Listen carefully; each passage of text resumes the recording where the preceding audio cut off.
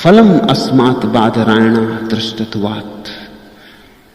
कर्म स्वयं फलदाता नहीं, ईश्वर ही कर्मों का फलदाता है। ऐसा देखने में भी आता है। ईश्वर को स्वीकार करने का क्या अर्थ होता है,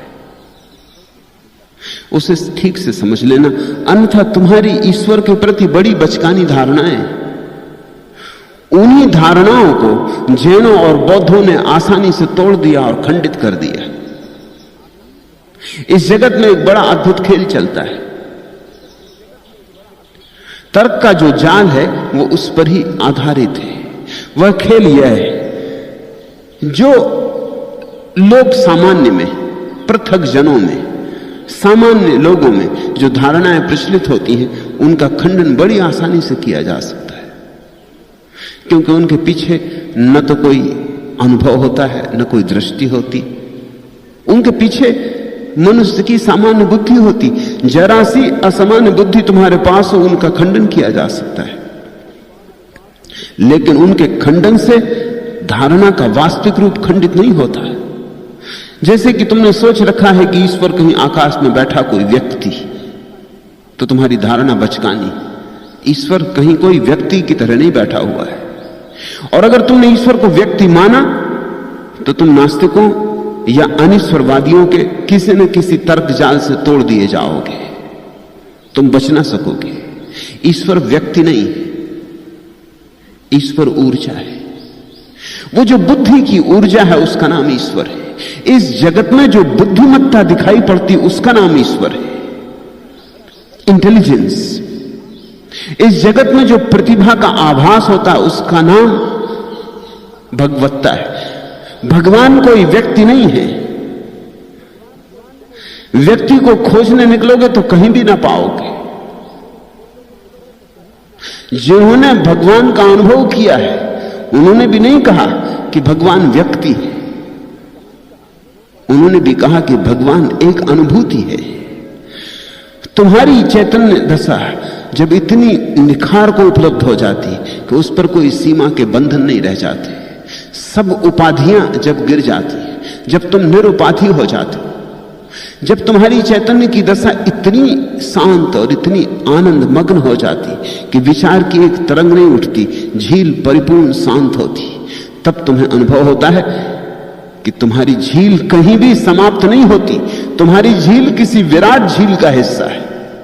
तुम्हारा ये छोटा सा चैतन्य का दिया किसी विराट महासूर्य की किरणों का हिस्सा है। उस विराट चैतन्य का नाम परमात्मा है। तुम्हारे भीतर उसकी ही एक किरण है, तुम उसके ही एक रूप हो। तुम तक वह आया हुआ है। परमात्मा व्यक्ति नहीं है, बल्कि समष्टि में छिपी हुई चैतन्य की शक्ति का नाम है। जड़ में भी वही है, क्योंकि जड़ भी चैतन्य की ही एक अवस्था है, सोई हुई अवस्था। तुम्हारे शरीर में भी वही है, वह उसकी सोई हुई अवस्था है। और तुम्हारे बोध में भी वही है, वह उसकी थोड़ी सी जागती हुई अवस्था है। और जिस दिन तुम बुद्धत्व को उपलब्ध हो जाओगे, परम जागृत हो जाओगे, उस दिन भी वही होगा। वो उसकी परिपूर्ण जागृत अवस्था है, जिसके पार फिर और जागना शेष नहीं रह जाता।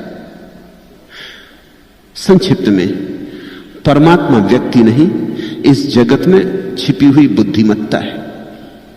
और बुद्धिमत्ता के प्रमाणों की कमी नहीं है। यहां हर चीज इतनी बुद्धिमत्ता से चल रही है कि क्या उसके लिए प्रमाण देना पड़ेगा। तुम एक बीज बोते हो, बीज में निश्चित ही कोई बुद्धिमत्ता है, क्योंकि बीज भली भांति जानता है उसे क्या होना है, आम होना है कि नीम होना है। बीज भली भांति जानता है कि किन पत्तों को उगाना है, वे हरे होंगे कि लाल होंगे कि पीले होंगे। बीज भली भांति जानता है आकाश में कितने ऊपर तक शाखाओं को भेजना है।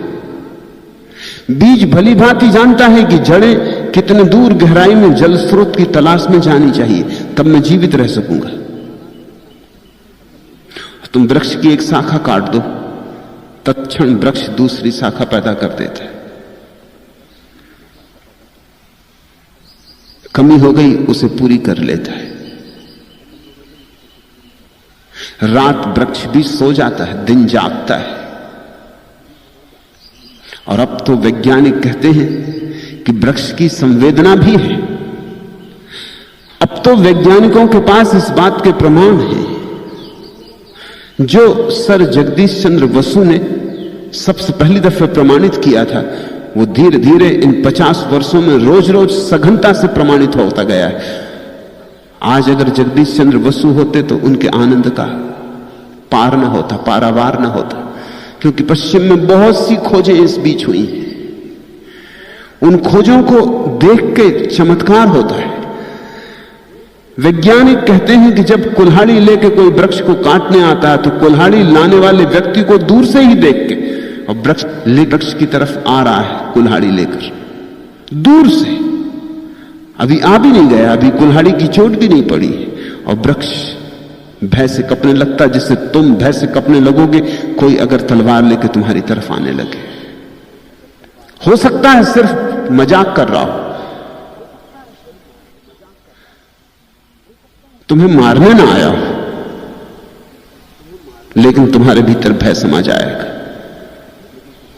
अब वृक्षों के भीतर किस तरह के कंपन होते हैं उनको नापने के यंत्र बन गए। जैसे कार्डियोग्राम होता है और तुम्हारे हृदय की धड़कन नापी जाती है और तुम्हारे हृदय की तरंगें नापी जाती, ठीक वैसे ही सूक्ष्म यंत्र बन गए हैं जो वृक्षों के हृदय की धड़कन को मापते। कुल्हाड़ी लेकर आते हुए लकड़हारे को देखते ही वृक्ष के प्राण कब जाते। यंत्र तत्क्षण घबराहट की खबरें देता है कि वृक्ष घबरा रहा। माली को आते देखकर वृक्ष प्रफुल्लित हो जाता है। यंत्र खबर देता है कि वृक्ष प्रफुल्लित हो रहा है, माली आ रहा है, पानी आ रहा है, प्रेम करने वाला पास आ रहा है। तुम अगर किसी वृक्ष के पास रोज रोज जाके बैठते हो, उसको सहलाते हो, उससे दो बातें करते हो, तो वैज्ञानिक कहते हैं कि वो वृक्ष तुम्हारी प्रतीक्षा करने लगता है।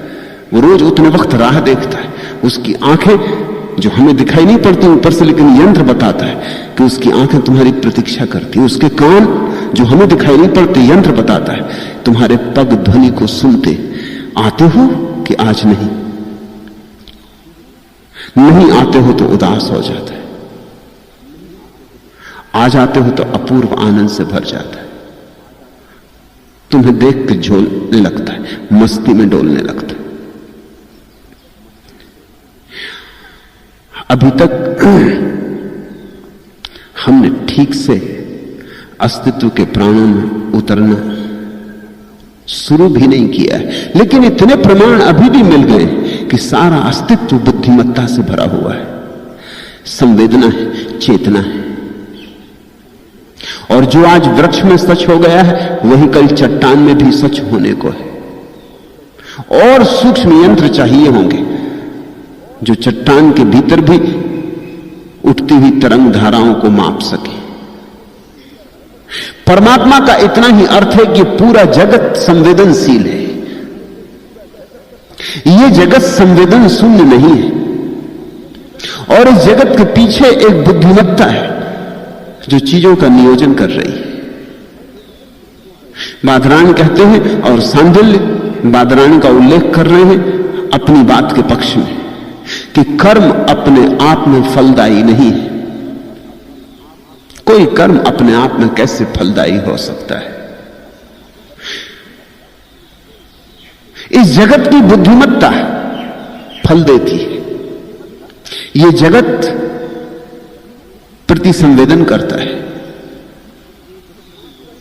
यह जगत तुम जो इसके साथ करते हो वही तुम्हारे साथ करता है। कर्म अपने आप में फलदायी नहीं हो सकते। कर्म फलदायी है क्योंकि जगत में एक बुद्धिमत्ता छिपी है जो प्रत्येक कर्म के लिए पुरस्कार देती और दंड देती।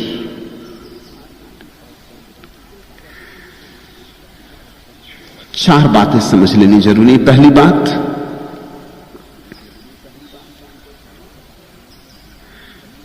कि तुम जब भला करते हो तो भला करने के कारण ही तुम्हें अच्छे परिणाम नहीं आते। तुम भला करते हो, इससे परमात्मा, इससे छिपी हुई जगत की बुद्धिमत्ता तुम्हारे साथ भला करती। अगर जगत बुद्धिहीन होता तो तुम करते रहते भला, कुछ परिणाम नहीं हो सकता था। और तुम इसे अनुभव से भी देख सकते हो। तुम किसी बुद्धू के साथ भला करो और तुम उतना ही भला किसी बुद्धिमान के साथ करो, तुम पाओगे दोनों में फल का भेद पड़ गया। क्योंकि बुद्धू शायद समझे ही नहीं कि तुमने भला किया, या कभी यह भी हो सकता है कि बुद्धू तुम्हारे भले को बुरा समझ ले और तुम्हें नुकसान पहुंचा दे। बुद्धिमान समझेगा। बुद्धुओं को देखकर ही समझदारों ने कहा होगा, नेकी कर और कुएं में डाल। फिक्री मत करना, इन बुद्धुओं के साथ अगर अच्छा भी किया है तो अच्छे की अपेक्षा मत करना, इनसे अच्छा शायद ही हो। अक्सर ऐसा हो जाता है कि बुद्धिहीन आदमी से अगर तुम अच्छा व्यवहार करो तो वो निश्चित तुमसे बुरा व्यवहार करेगा। क्यों ऐसा हो जाता है? तुम जब अच्छा व्यवहार करते हो किसी बुद्धिहीन से तो उसके अहंकार को चोट लगती है। अच्छा, तो तुम बड़े अच्छे होने की कोशिश कर रहे हो, तो तुमने अपने को समझा क्या है? बड़े साधु होना प्रमाणित कर रहे हो। वो तुम्हारी साधुता को बिखेरने के लिए उत्सुक हो जाएगा, वो तुम्हें नीचा दिखाने को उत्सुक हो जाएगा। अगर तुम बुद्धिमान के साथ अच्छा व्यवहार करोगे तो अनंत गुना परिणाम होगा। ये तो रोज देखने में आता है। वादरायण कहते हैं ऐसा देखने में भी आता है। तुम जितनी जड़ स्थिति में अपनी भलाई डालोगे उतना ही छोटा परिणाम होगा। जैसे जैसे तुम ज्यादा समझदार व्यक्ति के साथ व्यवहार करोगे उतने ज्यादा परिणाम होने लगेंगे। तो इस जगत में बुरे का फल बुरा होता है ऐसा देखा गया, भले का फल भला होता है ऐसा देखा गया। लेकिन इससे यह मत समझ लेना कि कर्म अपना ही फल खुद को दे लेते। कर्मों की क्या क्षमता है? कर्मों के फल होते हैं क्योंकि यहां छिपी हुई बुद्धिमत्ता है। प्रत्येक कर्म के उत्तर में संवेदित होती, झंकृत होती, वही झंकार तुम तक आती, शुभ की तरह या अशुभ की तरह। अगर अस्तित्व जड़ हो और अस्तित्व में कोई परमात्मा ना हो और अस्तित्व को बिल्कुल उपेक्षा हो तुम्हारे प्रति, जड़ ही हो तो उपेक्षा होगी ही। फिर तुम अच्छा करो या बुरा, परिणाम केवल संयोगिक होंगे, उनमें कोई अपरिहार्यता नहीं रह जाएगी। क्योंकि दूसरी तरफ कोई बुद्धिमत्ता नहीं है जो कि परिणामों को सुनिश्चितता दे सके। बादरायण की बात में बड़ा बल है। जिन्होंने देखा है उन्होंने ऐसा ही देखा है। इतना ही देख के मत रुक जाना कि अच्छे कर्म का अच्छा फल हुआ और बुरे कर्म का बुरा फल हुआ।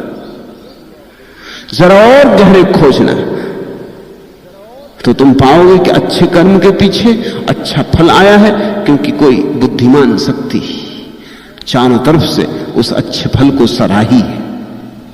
उस अच्छे फल का स्वागत, उस अच्छे कर्म का स्वागत हुआ है। फिर ऐसा भी हो जाता है कि तुम कभी अच्छा करते सोचते हो कि तुम अच्छा कर रहे हो, लेकिन परिणाम बुरे होते। तुम्हें तुम्हारे शुभ कर्म का शुभ फल मिलता हुआ नहीं दिखाई पड़ता।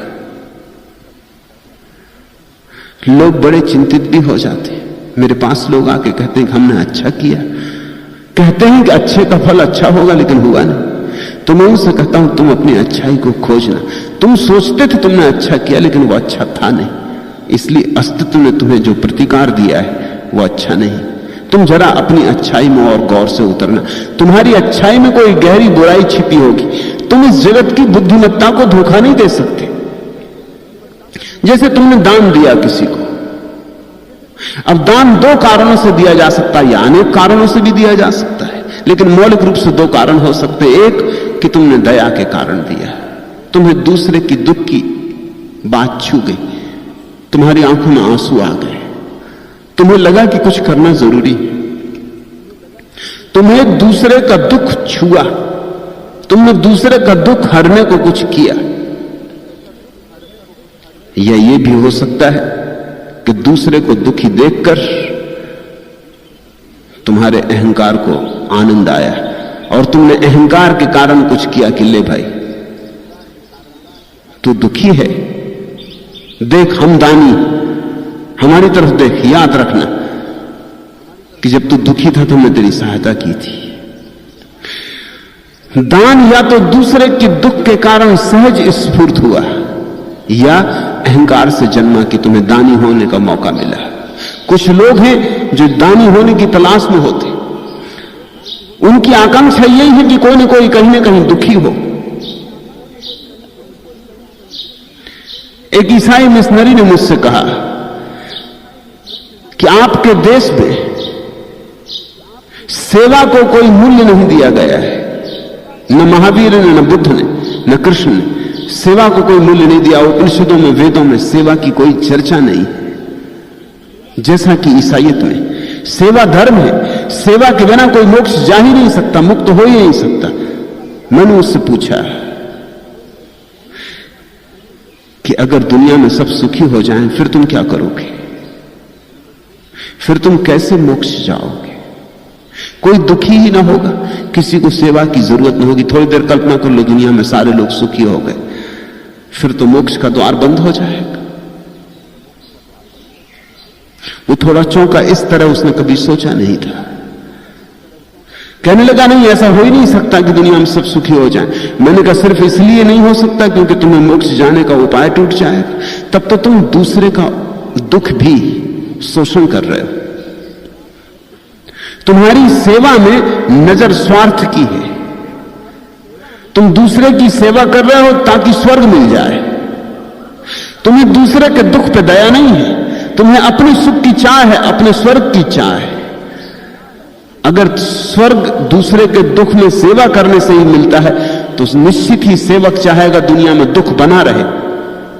ये तो बड़ी अजीब बात हो गई कि सेवक चाहे कि दुनिया में दुख बना रहे, नहीं तो उसकी सेवा टूट जाएगी। ये तो बड़ा विरोधाभास हो गया, लेकिन यही हालत है। अगर तुमने सेवा इसलिए की है कि तुम्हें स्वर्ग जाना है और तुमने दान इसलिए दिया है कि इससे प्रतिष्ठा मिलती, अखबार में नाम छपता है, समाज में आदर मिलता है, पुण्य अर्जित होता है, स्वर्ग में उसका प्रतिकार मिलेगा, प्रतिफल मिलेगा, तो तुमने शुभ कर्म नहीं किया। गहरे में तो तुम्हारा स्वार्थ है, परार्थ जरा भी नहीं। गहरे में तो तुम्हारा अहंकार है, इसमें दूसरे के दुख से कुछ लेना देना नहीं। तब निश्चित तुम इस जगत की बुद्धिमत्ता को धोखा न दे पाओगे। अगर जड़ नियम होता जगत में तो शायद तुम्हें इससे पुण्य फल भी मिल जाता, लेकिन जड़ता नहीं है। यहां जगत में छिपी बुद्धिमत्ता है। तुम क्या करते हो उसको ही नहीं देखती, तुम्हारे करने के भीतर छिपी हुई अभीप्सा को देखती। तुम क्या करते हो उसको नहीं देखती, तुम क्यों करते हो उसको भी देखती। तुम्हारा कृत्य और तुम्हारा कर्म क्या है ये बात गौण है, तुम क्या हो ये बात महत्वपूर्ण है। इस बुद्धिमत्ता को तुम धोखा नहीं दे पाते, इसलिए तुम पाओगे। और अक्सर तुमने देखा होगा कि कभी कभी भला आदमी जो सब तरह से भला करता और बड़ा दुख पाता है, और कभी कभी ऐसा भी हो जाता है कि बुरा आदमी जिसके संबंध में तुम्हें कुछ भी पता नहीं उसने कभी भला किया है, वो भी कभी बड़े आनंद में पाया जाता है। ये भेद इसलिए पड़ जाते, ये भेद इसलिए पड़ जाते हैं कि जगत में बुद्धिमत्ता काम कर रही, परमात्मा विराजमान है। उन आंखों को तुम धोखा ना दे पाओगे, उस बोध के साथ तुम चालाकी ना कर पाओगे। तुम्हारी सब चालाकियां पड़ी रह जाएंगी, तुम्हारी सब होशियारियां दो कौड़ी की। इसलिए ख्याल रखना पुण्य के पीछे भी पाप का भाव हो सकता है, और कभी कभी ऊपर से दिखाई पड़ने वाले पाप के पीछे भी पुण्य की ऊर्जा हो सकती है।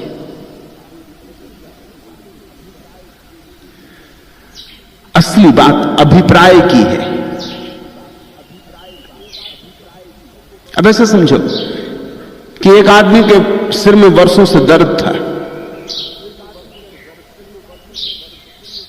तुम्हारा उससे झगड़ा हो गया, तुमने एक पत्थर उठा के उसके सिर में मार दिया, पत्थर की क्या चोट लगी, उसका दर्द ठीक हो गया। तुम बुरा करने चले थे, हो गया भला, क्या तुम सोचते हो इससे तुम्हें पुण्य फल मिलेगा? तुम्हारा अभिप्राय तो भले का नहीं था। और ये उदाहरण तुम ऐसा मत समझना कि सिर्फ काल्पनिक है, ऐसा कई दफा हो गया है। चीन में अकुपंचर नाम का पूरा शास्त्र खोजा गया। इसी तरह एक आदमी को पक्षाघात लग गया था, पैरालिसिस हो गई थी, और वो एक रास्ते से अपने पैर को घसीटता चल रहा था कि उसके दुश्मन ने उसको एक तीर मारा, वो उसके पैर में लगा।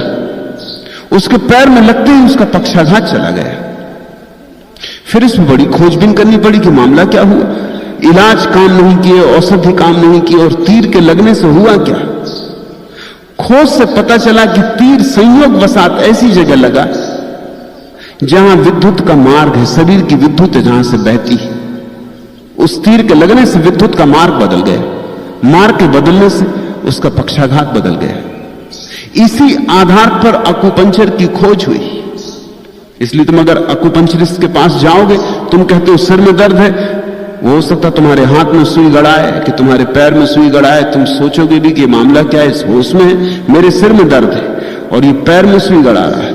लेकिन चमत्कार होता है, पैर में सुई गड़ती, सिर का दर्द खो जाता, क्योंकि पैर से जो विद्युत की ऊर्जा सिर की तरफ बह रही, उसको रूपांतरित करने के लिए सुई काफी।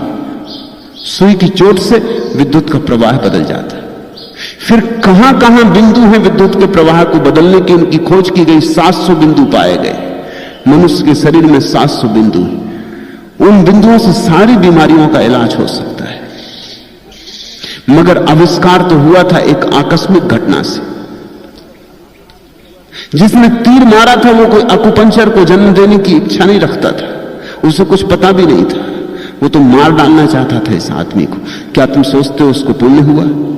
हालांकि उसके कृत्य का परिणाम तो बहुत अच्छा हुआ। आदमी बचा, एक आदमी नहीं बचा, 5000 साल में लाखों लोग उसके तीर की वजह से स्वास्थ्य लाभ किए। लेकिन उसका अभिप्राय तो बुरा था, फल तो बुरा ही होगा। कभी कभी तुम्हारा अभिप्राय अच्छा होता है,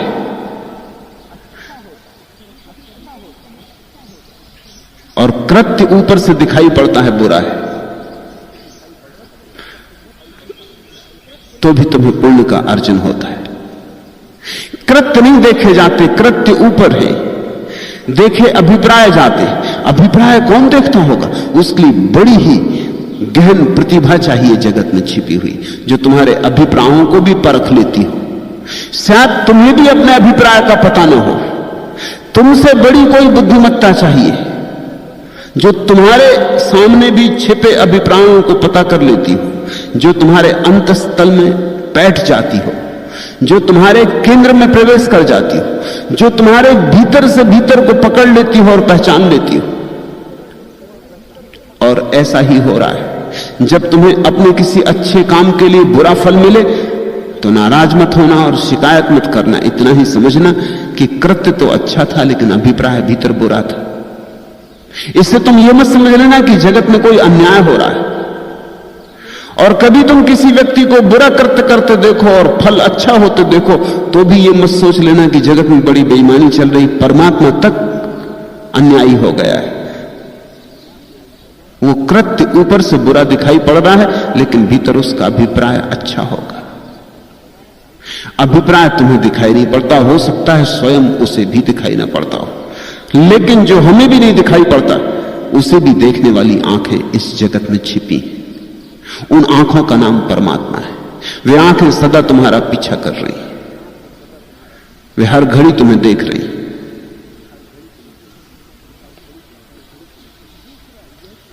ये तो एक अर्थ। दूसरा यह भी अर्थ जो इसी से निष्पन्न होता है और भी गहरा हो जाता है, कर्म करो, फल की चिंता ना करो। कृष्ण ने गीता में कहा है कि तुम सिर्फ कर्म करो, फल की चिंता मत करो। फल तुम्हारे हाथ में नहीं, फल परमात्मा के हाथ में है। और मजा ऐसा है कि हम कर्म तो कम करते हैं, फल की चिंता बहुत करते हैं। हम चाहते हैं कि कर्म तो करना ही ना पड़े और फल हो जाए, या कर्म कम से कम करना पड़े और फल बड़ा से बड़ा हो जाए। कोई शॉर्टकट मिल जाए, कोई तंत्र मंत्र हो जाए, कोई जादू का उपाय हो जाए, कर्म तो करना ना पड़े और फल पूरा मिल जाए। हमारी यही बेईमानी है। ऐसा नहीं हो सकता। फल उसी अनुपात में मिलता है जिस अनुपात में कर्म किया जाता है। कर्म करके ही तुम जगत में छिपी बुद्धिमत्ता को उत्प्रेरित करते हो फल देने के लिए। तुम्हारा कर्म तुम्हारी पात्रता है, लेकिन फल तुम्हारे हाथ में नहीं, इसलिए फल की चिंता व्यर्थ है। और फल की ही चिंता होती, और कोई चिंता नहीं जगत में। जिसने यह समझ लिया कि फल परमात्मा के हाथ में है, वो चिंतित नहीं रह जाता, वह निश्चिंत हो जाता है। उसकी मनोदशा बड़ी शांत हो जाती। कर्म करता रहता है, फल की कोई चिंता ही नहीं। जो होगा, जो होना चाहिए वह होगा, जब होना चाहिए तब होगा। उसे इस विश्व की सत्ता पर भरोसा है, श्रद्धा है। वह जानता है अन्याय नहीं होता, और अगर देर लग रही तो वो भी मेरे हित में ही होगी। और अगर कभी बुरा परिणाम भी होता है उसका अच्छे कृत्य का, तो भी उसकी श्रद्धा इतनी गहरी है कि वो मानता है कि मेरे कृत्य में जरूर कोई बुराई रही होगी जो मुझे दिखाई नहीं पड़ती, लेकिन उन आंखों को दिखाई पड़ती। अब मैं अपने कृत्य को बदल लूं। और कभी अगर उसे बहुत दुख भी मिलता है तो भी वो जानता है ये भी मेरी परीक्षा होगी, अग्नि परीक्षा होगी। तो भी वो जानता है इस दुख के पीछे भी उस बुद्धिमत्ता की हाथ है, इसलिए निश्चिंत ही इस दुख से भी कुछ लाभ होने को होगा। मैं मांझा जाऊंगा, निखारा जाऊंगा, मेरी अशुद्धियां जलाई जाएंगी।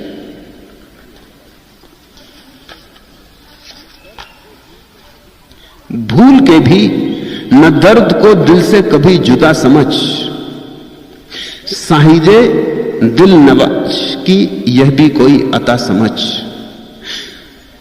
भूल के भी न दर्द को दिल से कभी जुदा समझ, साहिदे दिल नवाज की यह भी कोई अता समझ। उस परम प्रेमी की यह भी कोई कृपा है, अगर दर्द हो, अगर पीड़ा हो। यह पीड़ा भी निखारने का ही उपाय है, यह पीड़ा भी परिष्कार का ही उपाय है। मंजिले हसरोबूद में तेरा मुकाम है बुलंद, महरो महे नजुम को अपने निशाने पा समझ। चिंता जरा भी ना करो, उस विराट के हृदय में तुम्हारी जगह है, और जो भी हो रहा है ठीक ही हो रहा होगा। गलत होता ही नहीं, गलत हो ही नहीं सकता। जब परमात्मा कण कण में व्याप्त है तो गलत कैसे हो सकता है? अगर हमें गलत दिखाई पड़ता तो हमारी आंख की कहीं भूल होगी। इस गहन आस्था का नाम धर्म है। जहां गलत भी हमें दिखाई पड़ता है, जहां हमारा तर्क कहता है गलत हो रहा है, वहां भी श्रद्धा जानती है हमारी ही कोई भूल है, देखने में, दृष्टि में कोई दोष है, हमारी आंख में ही ककरी पड़ी है, हमारा दर्पण ही गलत झलका रहा है। गलत तो हो ही नहीं सकता। कैसे गलत हो सकता है? जगत तुम जैसे बुद्धिमान व्यक्तियों को पैदा किया है। निश्चित ही जिससे तुम आए हो वो तुमसे ज्यादा बुद्धिमान होना चाहिए। तुम्हारी बुद्धि तो छोटी सी है, एक बूंद समझो, और इस जगत की बुद्धिमत्ता सागर जैसी है। जब एक बूंद को कुछ भूल दिखाई पड़ रही तो सागर को तो कभी की दिखाई पड़ जाती है। भूल नहीं होगी। बूंद होने के कारण ही शायद दिखाई पड़ रही, क्योंकि हमारी सीमा है। हमारी समझ की सीमा कितनी, हमारी समझ क्षुद्र है। हम विराट को ठीक से नहीं झलका पाते। जोहरे दर्द है अगर गोहरे अश्क में तेरे, दामने कायनात को मोतियों से भरा समझ।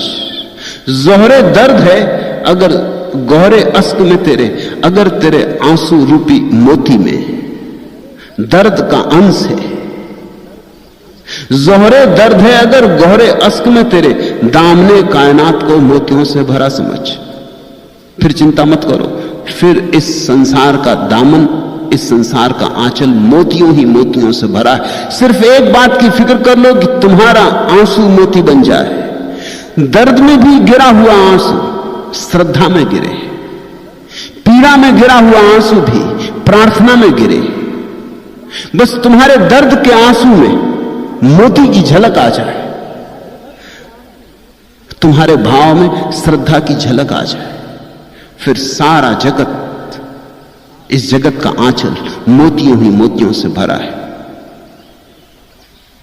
कर्म करो, कर्म की चिंता मत करो, वह चिंता अकारण है। उसके कारण तुम व्यर्थ टूट जाते हो, और उस चिंता में तुम इतनी शक्ति लगा देते हो कि कर्म में लगाने को शक्ति बचती ही नहीं। वह सारी शक्ति अगर कर्म में लग जाए तो इस जगत में प्रत्येक व्यक्ति अपूर्व आनंद को उपलब्ध हो और अपूर्व विजय की यात्रा हो जाए। जीवन सफलता ही सफलता है फिर। मगर 99% तो फल की चिंता में जाती और 1% कर्म में लगती। बीज तो तुम 1% बोते हो और 99% तुम अपेक्षा करते हो फसल काटने की। फिर फसल नहीं काट पाते तो कौन जिम्मेवार है?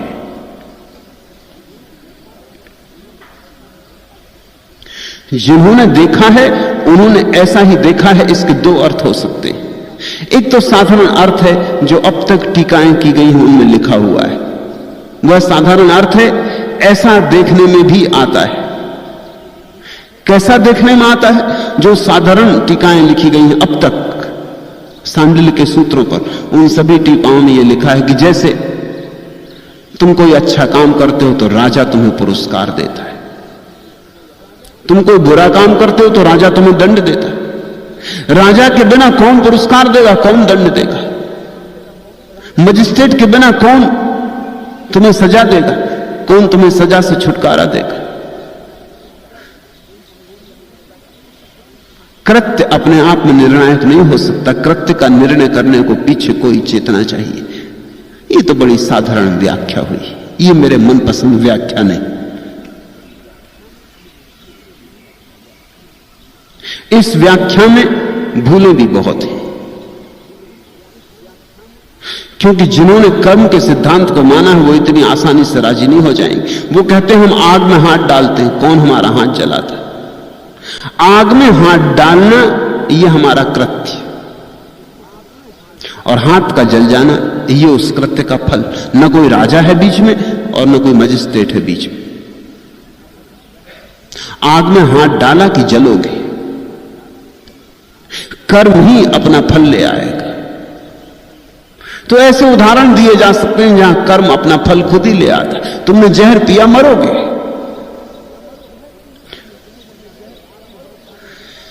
अगर जहर पीने से मृत्यु हो जाती है और आग में हाथ डालने से हाथ जल जाता है, तो कर्म का सिद्धांत मानने वाले लोग कहते हैं इसी तरह प्रेम करने से प्रेम मिलता है और घृणा करने से घृणा मिलती है। बुद्ध ने कहा वैर से वैर बढ़ता है और प्रेम से प्रेम बढ़ता है। नहीं, कोई राजा इत्यादि की बात सार्थक नहीं। फिर मैं क्या अर्थ करता हूं? फलम अस्मात् वादरायणा दृष्टत्वात्, ऐसा देखने में भी आता है।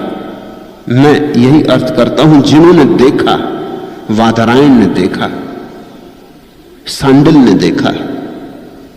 मैं तुमसे कहता हूं मैं भी देख रहा हूं, तुम भी देख सकते हो। जिनकी भीतर की आंख खुलती है और जो ये देखना शुरू करते हैं कि जगत जड़ नहीं है, जड़ता सिर्फ हमारी धारणा है। हर जड़ता में चैतन्य सुप्त पड़ा है और सारा जगत चैतन्य से आप्लावित है, उसकी बाढ़ आई हुई है। जिन्होंने ऐसा देखा है वे कहते हैं कि हमारे कर्मों का जो फल मिलता है वो कर्मों के कारण नहीं मिलता, ना हमारे कारण मिलता है, वरन इस चैतन्य के सागर के कारण मिलता है जो हमें सब तरफ से घेरे हुए। तुम भी खोलो आंख और देखो, ये दिखाई पड़ सकता है। ये कोई सिद्धांत मात्र नहीं है, ये कोई दर्शन शास्त्र मात्र नहीं। भक्तों को दर्शन शास्त्र में बहुत जिज्ञासा नहीं रही, उनका सारा रस भाव में, विचार में नहीं। लेकिन आज के सूत्र बड़े विचार के सूत्र भी हैं। जो भाव को नहीं समझ सकते और अभी विचार के जगत में जी रहे हैं, उनके लिए कहे गए सूत्र हैं। समझ में आ जाएंगे तो वे भी भाव की यात्रा पर निकलेंगे।